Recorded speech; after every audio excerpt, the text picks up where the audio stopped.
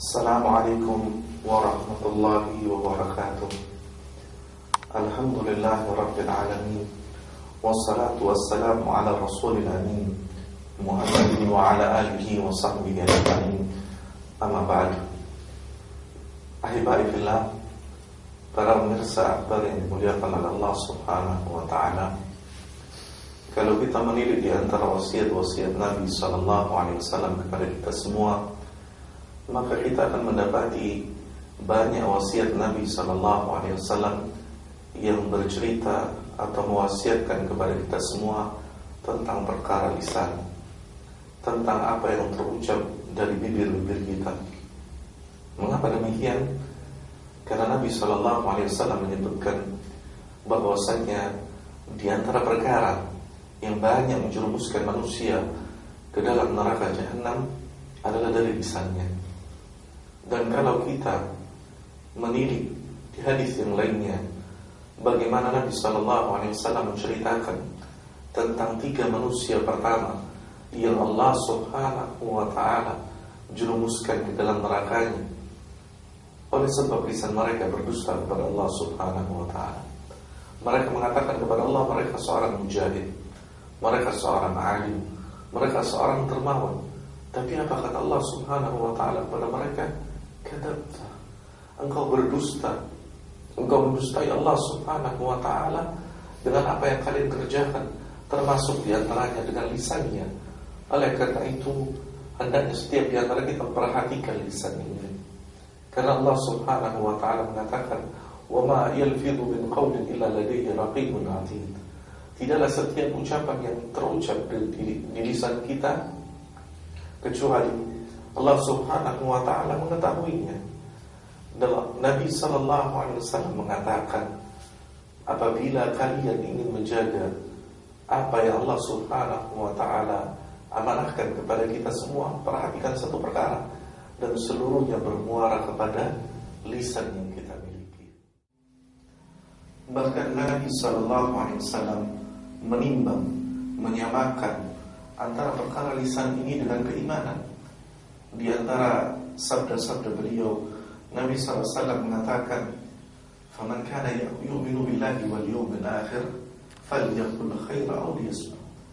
Barang siapa yang beriman kepada Allah dan beriman kepada hari akhir, maka hendaknya dia berkata yang baik atau diam.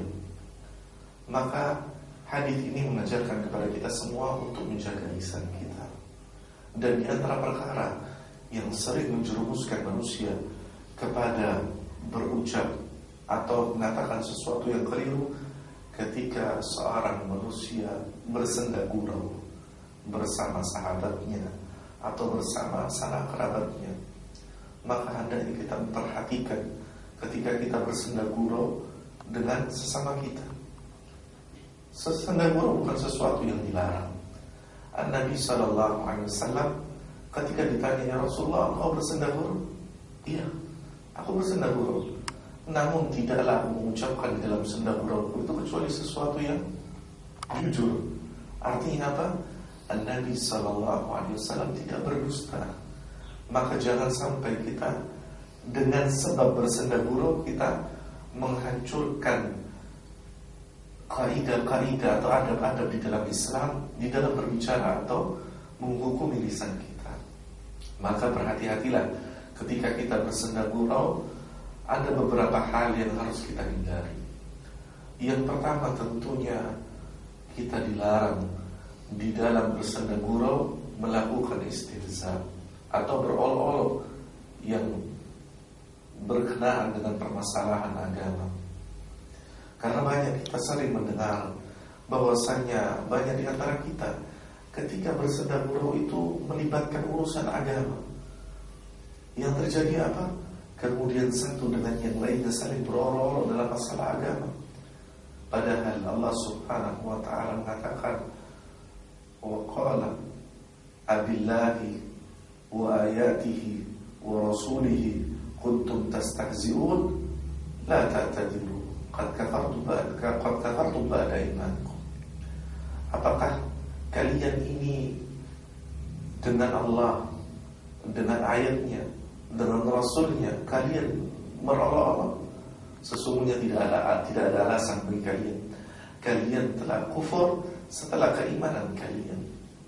Al-Imam Syekhul Islam Ibnu Taimiyah rahimahullah, beliau mengatakan bahwasanya ucapan memperolok-olok dalam masalah agama adalah satu perkara yang besar, satu perbuatan kufur. Syekh As-Sa'di rahimahullah di dalam tafsir beliau mengatakan, kalau seseorang berolok-olok dalam masalah agama dan dia bersungguh-sungguh, maka sungguh ini akan menyebabkan seseorang keluar dari agama. Dan di antara perkara yang juga perlu kita waspadai di dalam bersenda gurau adalah menghindari perkataan-perkataan dusta, walaupun tujuannya adalah bersenda gurau. Karena Nabi SAW memberikan wasiat kepada kita, boleh bersenda gurau tapi jujur.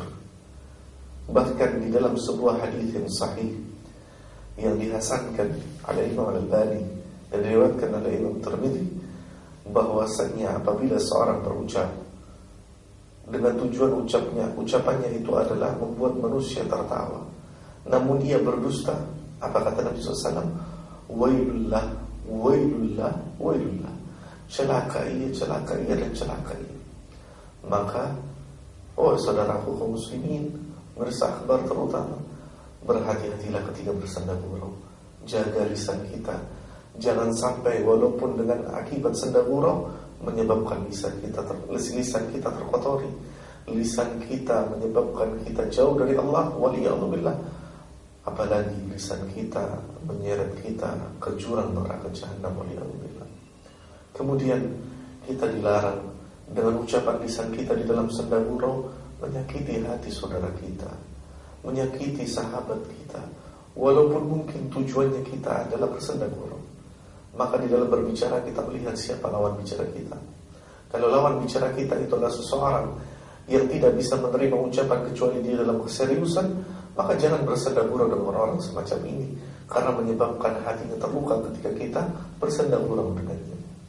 Maka marilah kita berupaya di dalam kehidupan ini menjaga lisan kita, karena sesungguhnya lisan ini kata Nabi SAW sebagai timbangan keimanan kita. Dan di dalam satu kesempatan Nabi SAW mewasiatkan kepada kita, di antara jalan-jalan keselamatan yang akan menyampaikan kita kepada jalan keselamatan, kata Nabi, amlik alaika lisanak, tahan lisan kalian, jaga lisan kalian, pelihara lisan kalian dari berbuat sesuatu yang menyebabkan kita jauh dari jalan Allah Subhanahu wa ta'ala. Dan terakhir, bahwasanya Nabi SAW berwasiat kepada kita semua agar kita menjadikan lisan kita lisan yang tidak kita sesali di kemudian hari. Nabi SAW mengatakan, la tatakallam bi kalamin ta'tadiru minhu ghadan. Jangan kalian berbicara dengan satu ucapan, dengan satu pembicaraan yang menyebabkan kalian menyesal di kemudian hari. Hari ini kita tidak menyesal, namun suatu saat ketika Allah Subhanahu wa ta'ala menampakkan kepada kita seluruh amal perbuatan kita, kita menyesal pada hari tersebut. Hari tidak ada manfaat bagi seseorang yang menyesal. Oleh karena itu, marilah kita di dalam kehidupan ini, di antara hal yang bermanfaat bagi kita adalah menjaga lisan kita, agar lisan ini menjadi jalan bagi kita menuju surga Allah, bukan sarana bagi kita untuk jauh dari Allah, waliyadzubillah, yang menyeret kita kepada neraka jahanam. Semoga Allah Subhanahu wa ta'ala senantiasa menjaga kita semua, termasuk di antaranya menjaga lisan kita, sehingga kita menjadi seorang mukmin, seorang muslim yang sebenarnya, sehingga kita dimasukkan oleh Allah Subhanahu wa ta'ala dengan lisan kita. Semoga bermanfaat bagi kita semua. Aqulu qawli hadza, subhanakallahumma wa bihamdika, asyhadu an la ilaha illa anta, astaghfiruka wa atubu ilaik. Wassalamu alaikum warahmatullahi wabarakatuh.